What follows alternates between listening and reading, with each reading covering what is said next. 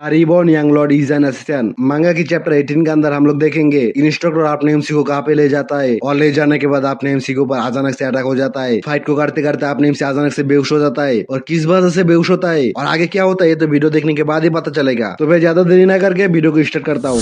ये एपिसोड शुरू होता है लुइंग की किसी एक गली के अंदर से और फिर दिखाई देता है किसी एक घर की खिड़की को और उसी घर के दरवाजे के सामने कोई मैजिक करके एक लॉक को तोड़ने की कोशिश कर रहा है और लॉक तोड़ने के बाद दिखाया जाता है अपने एमसी और उसी इंस्ट्रक्टर को। तब इंस्ट्रक्टर कहती है इस तरीके का एक जगह में मिस्ट का एक बेस है, ये देखने के बाद भी तुम थोड़ा सा भी सरप्राइज नहीं हुआ। और फिर उस दरवाजे की तरफ देखते हुए कहती है ये है वो अल्टर जिसके अंदर तुम जाना चाहते थे, अभी से तुम इसके अंदर अकेले ही जाओगे। और तभी आपने इनसे अंदर की तरफ चला जाता है और मन में सोच रहा है एक यूनिक रील में जिसको गॉड ऑफ फॉग की पावर से बनाया गया है और इसके वजह से बाहर से जितना दिखता है ये अंदर से उससे भी ज्यादा बड़ा है। एनीवे 2 4 o'clock की तरफ से और 3 11 o'clock की तरफ से। और तभी दिखाया जाता है अपने एमसी की तरफ बहुत सारे नाइफ आ चुका था और आपने एमसी ने एक ही स्लैश में सारे नाइफ्स को डिफ्लेक्ट कर दिया और आपने एमसी मन में सोच रहा है मैंने पहले ही प्रेडिक्ट कर लिया था। और फिर दिखाया जाता है आपने एमसी की पीछे की तरफ से कुछ असैसिन आपने एमसी की तरफ अटैक करने के लिए आ चुका है और आपने एमसी मन में सोच रहा है लेकिन इस तरीके का वेलकम सेरेमनी एक कुछ ज्यादा ही हो रहा है। और अगले ही बार वो सारे असैसिन आपने एमसी की तरफ अटैक कर देता है लेकिन आपने एमसी पीछे की तरफ घसीटते हुए जाके उन सारे अटैक से डॉस कर लेता है और उसके बाद ही जम करके सारे असैसिन के ऊपर एक के बाद एक शॉट की स्लैश करना शुरू कर दिया है और वो सारे असैसिन आपने एमसी की तरफ बहुत सारे नाइफ्स फेंक के मारता है और आपने एमसी अपने शॉट की मदद से सारे नाइफ्स को उन लोगों की तरह भी डिप्लीट कर देता है। और कुछ नाइफ तो एक असैसिन की बहुत ज्यादा नजदीक आ चुका है और वो अचानक से ऐसा कुछ देखे बहुत ज्यादा शॉक हो चुका है और फिर जल्दी जल्दी में ऐसे तैसे करके उन सारे नाइफ्स को अपने शॉट की मदद से रोक देता है। और आपने एमसी ये देख के मन में सोचता है इतना शॉर्ट टाइम के अंदर उसने मेरे नाइफ्स को डिप्लीट कर दिया। तभी उस असैसिन को दिखाया जाता है वो एक स्किल को एक्टिव कर लेता है सीक्रेट टेक्निक एक्सपेंशन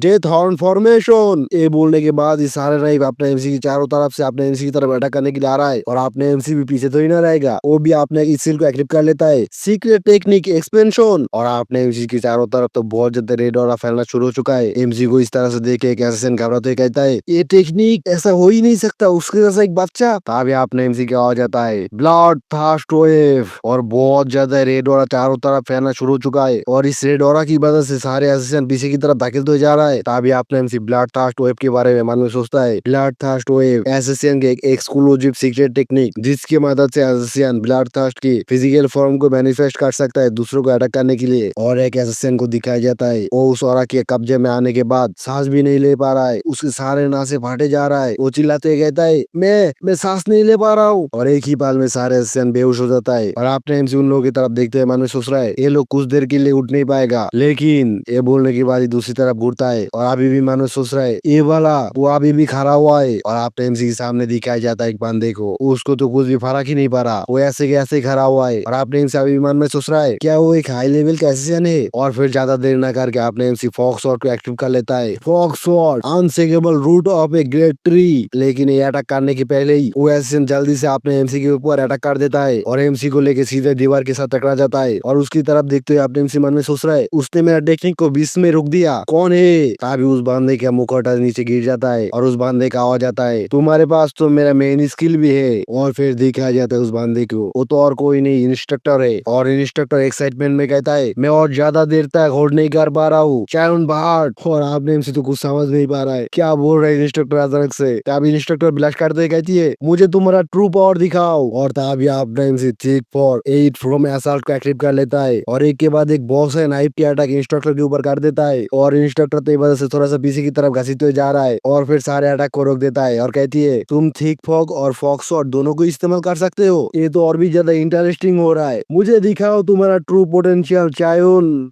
लेकिन तभी दिखाया जाता है आप टाइप सी वो जगह से दौड़ते हुए जा रहा है और इंस्ट्रक्टर चिल्लाते हुए कहता है फाइट के अंदर से भाग गया। तभी आपने एमसी को दिखाया जाता है वो भागते हुए मन में सोच रहा है ऑलमोस्ट सेरी का ऐसा ही है, उनके अंदर फाइट करने का बहुत ज्यादा डिजायर है, जब तक कोई भी एक ना मर जाए तब तक फाइट करता ही रहता है, सिर्फ उन लोगों को पता है जो कभी भी एक बार एक्सपीरियंस किया है इस चीज को। और हॉलमास्टर को दिखाया जाता है वो तो आपने एमसी को लगभग कैचअप कर चुका है, एक दीवार से दूसरी दीवार में कूद के आपने एमसी को पकड़ ही चुका है, स्पाइडरमैन बन चुका है। और इविल मुस्कान के साथ कहती है वापस आ जाओ जायन बर्ड, तुम तो यही करना चाहता था ना। और फिर एक स्किल को एक्टिव कर लेता है, fog shot, rushing fog storm, और आपने एमसी के ऊपर अटैक कर देता है और एमसी काइन की मदद से उस अटैक को रोक देता है और पीछे की तरफ घसीटते जाते हुए मन में सोच रहा है मैं आपके जैसा कामीना नहीं हूँ। और तभी इंस्ट्रक्टर कहता है इस रिल्म को आपने बनाया है, इस बात से आउटसाइड का कोई भी तुम्हारा एनर्जी को डिटेक्ट नहीं कर पाएगा, तो तुमको चिंता करने का कोई जरूरत नहीं है। और तभी आपने एमसी खड़ा होते हुए मन में सोच रहा है तो फिर ठीक है, मैं इस तरीके का जगह में जितना टेक्निक इस्तेमाल कर सकता हूँ वो सारा करूंगा, शायद से आखिरी में उनको मारना भी पारे, लेकिन मैं ऐसा करना नहीं चाहता हूँ। और एमसी के चारों तरफ ये डोरा फैलना शुरू हो चुका है। तभी अचानक से एमसी का ऑरा गायब हो जाता है और एमसी सीधे मिट्टी के ऊपर गिर जाता है और ये देख के तो इंस्ट्रक्टर कंफ्यूज हो जाता है। तभी कारिन का आ जाता है, मुझे ये चीज पता था, आपको रेस्ट करना चाहिए था। और कारिन का बॉडी धीरे धीरे मैनिफेस्ट होने लग गया और इंस्ट्रक्टर ये देख के शौक होते कहता है तुम तो।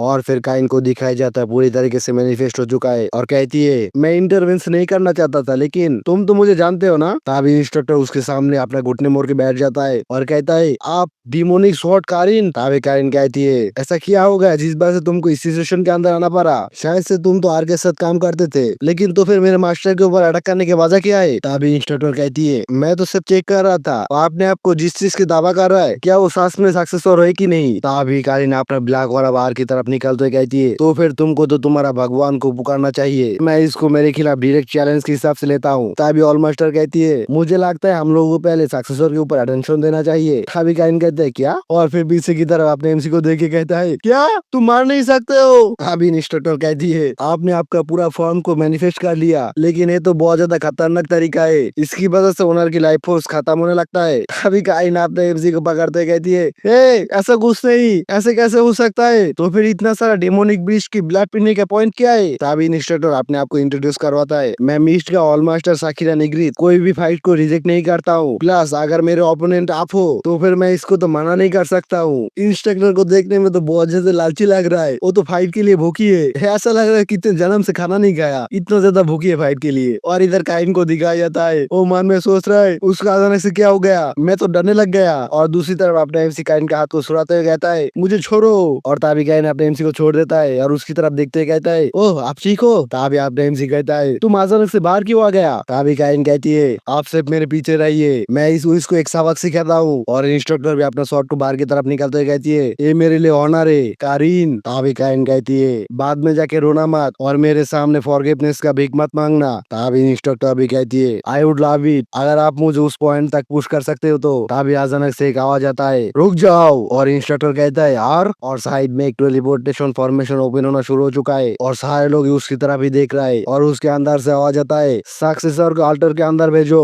और इंस्ट्रक्टर घुटने मोड़ के बैठ जाता है और कहता है ये सर। और आपने से खुश होते कहती है फाइनली गॉड ऑफ डार्कनेस आर के साथ मिल पाऊंगा। और फिर दिखाया जाता है गद्दी के ऊपर कोई बैठा हुआ है, पता तो नहीं चल रहा है कि वो कौन है, लेकिन उसको चारों साइड से बहुत ज्यादा ब्लैक और बाहर की तरफ निकल रहा है। और इसी सस्पेंस के साथ ये वाला चैप्टर इधर ही खत्म हो जाता है। अगली चैप्टर के अंदर हम लोगों को पता चल जाएगा आर कौन है, आर का असली चेहरा क्या है। तो आज के लिए इतना ही, बाय बाय।